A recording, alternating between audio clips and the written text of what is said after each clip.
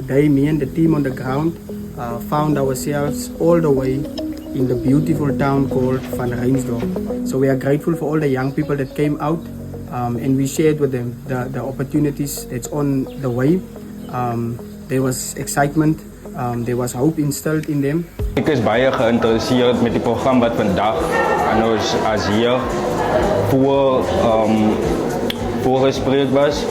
Dat, hoe kan ik zeggen, vir julle se klomp dinge, actually wat green economy vir julle, dat die al met werkskepingsgeleenthede was in Van Reinsdorp ook met werksgeleenthede sukkel waar soos baie so sê, daar is die werkie, so dat laat die mense uitsien om te hoor of om net te hoor en te weet dat so 'n inisiatief uit is om ons as jong mense van Van Reinsdorp uit te help en na 'n beter toekoms.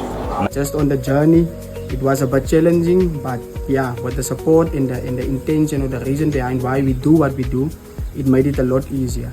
Tomorrow morning, we will find ourselves on the road again, on our way to Clava. And then remember, this is our opportunity as Matsikama. Let's take hands, let's take advantage of this opportunity granted to us, and let's show how the impossible becomes possible.